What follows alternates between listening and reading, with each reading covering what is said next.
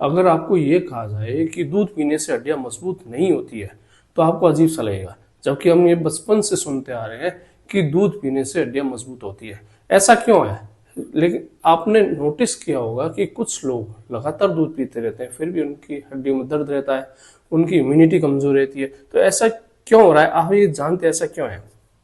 क्योंकि हड्डियों के लिए कैल्शियम भी बहुत जरूरी है, लेकिन कैल्शियम होने के साथ साथ कैल्शियम का एब्जॉर्प्शन और उसका यूज होना भी जरूरी है। कैल्शियम वो एब्जॉर्ब नहीं कर पा रही है तो बॉडी भी कुछ नहीं कर पाएगी, ठीक है, और उसमें दूध भी इसका कोई उपयोग नहीं होगा। तो ऐसा क्या करें कि अपने को बॉडी में कैल्शियम का एब्जॉर्प्शन भी हो जाए, यूज भी हो जाए और इंस्टेंट एनर्जी भी मिल जाए, विटामिन की कमी भी पूरी हो जाए। तो ऐसा क्या करें अपने? तो इसके लिए क्या करना है अपने को, आपको एक ऐसा सॉल्यूशन बताता हूं जो आपके बॉडी में इंस्टेंट एनर्जी भी बनाएगा और उस एनर्जी को स्टेगनेंट भी रखेगा और कैल्शियम की कमी को भी पूरा करेगा और शरीर की इम्यूनिटी को भी बनाए रखेगा, ठीक है।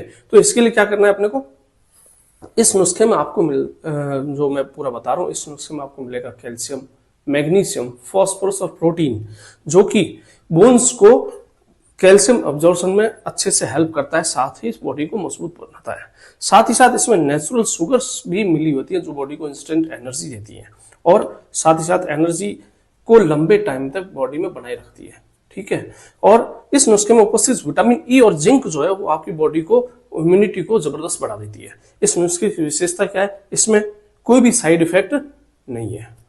नुस्खे की एक विशेषता और है, इसका स्वाद भी बहुत अच्छा है और इसको किसी भी सीजन में लिया जा सकता है। इस नुस्खे में जो इंग्रेडिएंट्स है वो इस नुस्खे कैल्शियम, विटामिन, प्रोटीन और एनर्जी भी अच्छे से देते हैं। सबसे पहला जो इंग्रेडिएंट्स है इसमें आपने मखाना, जो क्या करता है विटामिन का और कैल्शियम का भरपूर स्रोत है, इसमें मैग्नीशियम भी अच्छे से मिला हुआ है। दूसरा है बादाम, जो कि अपने को न्यूट्रिएंट्स के रूप में प्रोटीन और विटामिन देता है, ठीक है। तीसरा इसमें भुने हुए चने, जो प्रोटीन और आयरन का और जिंक का अच्छा स्रोत है। और चौथा है इसमें खसखस, जैसे अपने पॉपी सीड्स भी कहते हैं, इसमें अगेन कैल्शियम और फाइबर भी अच्छी मात्रा में होता है। पांचवा है इसमें छुहारा यानी डेट्स, या अपने इसको खजूर भी कहते हैं, जो कि इंस्टेंट एनर्जी देता है। और छठा इसमें जो है अपने नेचुरल शुगर है, जिसको अपने मिश्री के रूप में इसका यूज करते हैं, जिसके साइड इफेक्ट भी बहुत कम होते हैं। और ये जो 6 इंग्रेडिएंट्स हैं, इसको अपने जब किसी पाउडर के रूप में बना करके लेते हैं तो अपने को एक इंस्टेंट एनर्जी मिलती है, इम्यूनिटी बनी रहती है और कैल्शियम के अच्छे स्रोत के रूप में calcium, phosphorus, magnesium, zinc in सबको देती है। अब अपने इसको यूज कैसे करना है, कैसे इसको बनाना है, तो इसका अपने आगे और देखते हैं, ठीक है।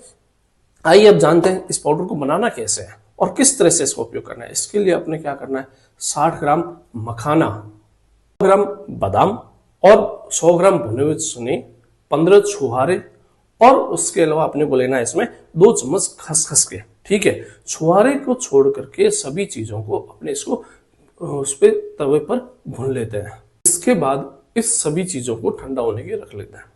इसी बीच में अपने को क्या करना है, छुहारों की गुठली को निकाल लेना और उसके छोटे छोटे टुकड़े करके उसको ग्राइंडर में अच्छे से पीस के अलग से एक कटोरी में चूर्ण बना के रखते हैं।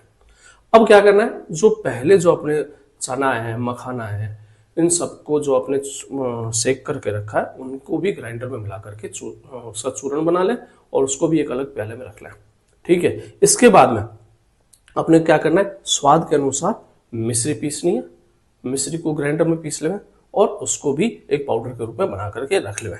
इस तरह इस पूरे पाउडर को मिला करके इन तीनों को मिला लीजिए।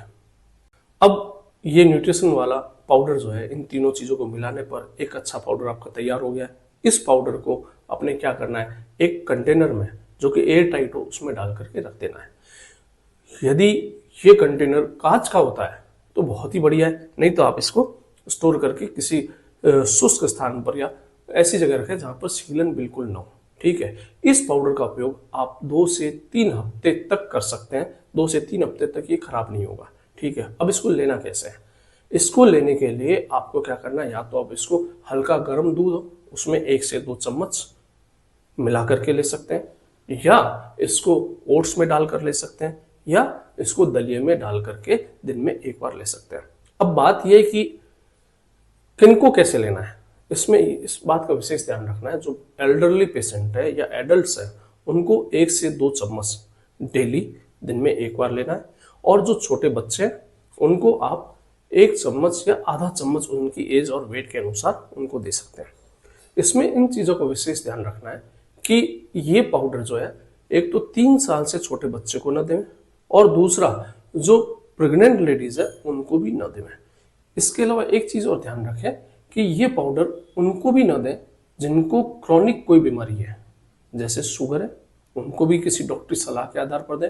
उसके अलावा कोई दूसरी क्रॉनिक बीमारी हो तो बिना डॉक्टरी सलाह के इस पाउडर को बिल्कुल ना दें। इसके अलावा एक चीज़ और है कि यदि आप सर्दी में इसको लेना चाहते हैं तो सर्दी में आप इसमें क्या कर सकते हैं, 1 चम्मच सौंठ का पाउडर इसमें मिला लें और 2 चम्मच पिसी हुई अजवाइन का पाउडर इसमें मिला लें। इससे क्या होगा कि ये एकदम से इसमें खाने से आपके शरीर में गर्मी रहेगी और इम्यूनिटी बनी हुई रहेगी और सर्दी से संबंधित जो बीमारियां हैं, खांसी है, जुकाम है, कफ है, ये भी नहीं बनेंगे और आपके शरीर का डाइजेशन भी अच्छे से रहेगा।